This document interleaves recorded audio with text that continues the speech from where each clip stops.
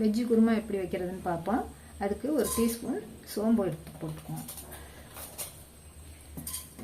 இதை வறுத்துக்குவோம். நல்லா சோம்பு பொரிஞ்சிருச்சு. கொஞ்சம் முந்திரி பருப்பு போட்டுக்குவோம்.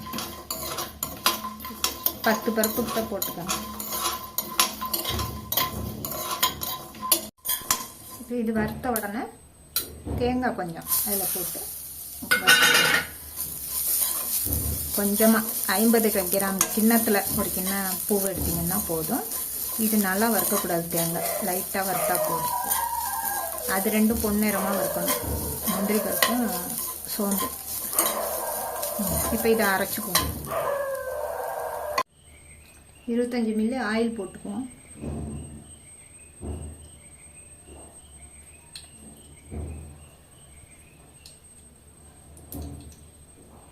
ஆயில் சூடானோன்னா கொஞ்சம் பட்டை,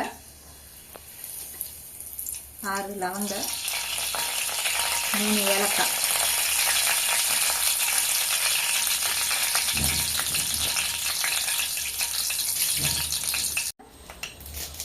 கொஞ்சம் கருவேப்பிலை,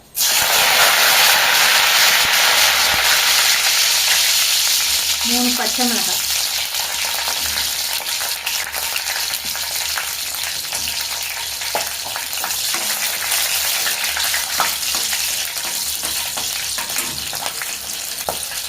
பெரிய வெங்காயம் 1.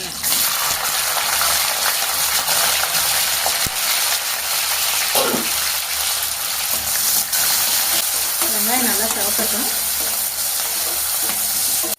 1/4 டீஸ்பூன் இஞ்சி பூண்டு பேஸ்ட்டு,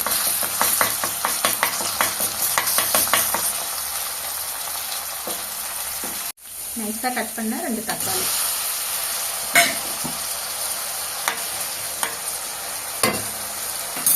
தக்காளி நல்லா ஆயிலில் வந்த உடனே அப்படியே கரண்டியாலே கரைச்சிடும்.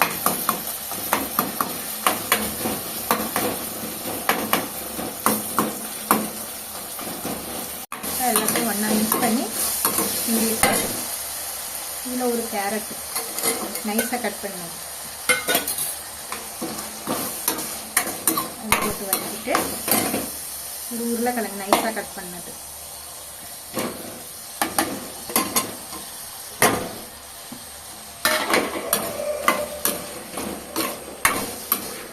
எண்ணெயில் வேக வைக்குவோம். உருளைக்கிழங்கு வேக வச்சு கட் பண்ணி போட்டுக்கோங்க. அப்படி இல்லைன்னா பச்சையில் கூட கட் பண்ணி போட்டுக்கோங்க. நல்லா வெந்ததுக்கப்புறம் 1/4 டீஸ்பூன் மிளகாய் தூள் போட்டுக்கோங்க.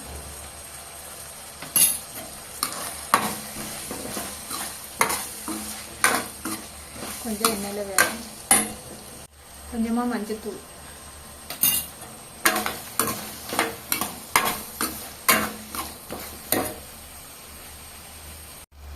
காரம் நல்லா சாப்பிட்றவங்க சேர்த்து கூட போட்டுக்க வேண்டாம். உங்களுக்கு வெள்ளையாக வேணும்னா kurma red chilli powder avoid பண்ணிவிட்டு க்ரீன் சில்லியை தேங்காய் கூட போட்டு ஒரு 4 சில்லி போட்டு அரைச்சிக்கோங்க. மல்லித்தூள் 4 டீஸ்பூன்,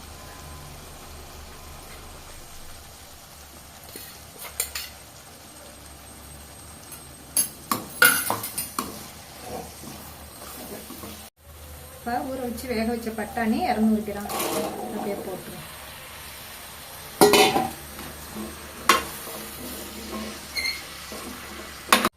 நான் கொண்டக்கடலை போட்டிருக்கேன். நீங்கள் வேணா பட்டாணி போட்டுக்கோங்க. 1/2 லிட்டர் தண்ணி ஊற்றிடணும்.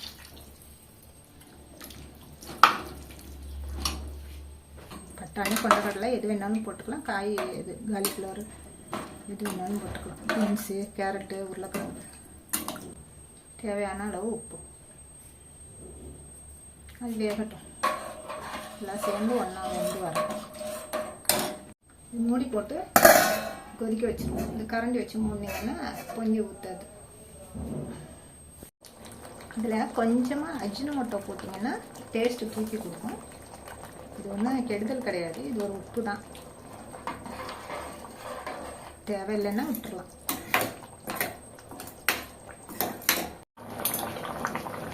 இப்போ இறக்குறதுக்கு 5 நிமிஷத்துக்கு முன்னால் அந்த அரைச்சி வச்சுருக்கோம்ல தேங்காய், முந்திரி பருப்பு இதெல்லாம் போட்டுக்கலாம்.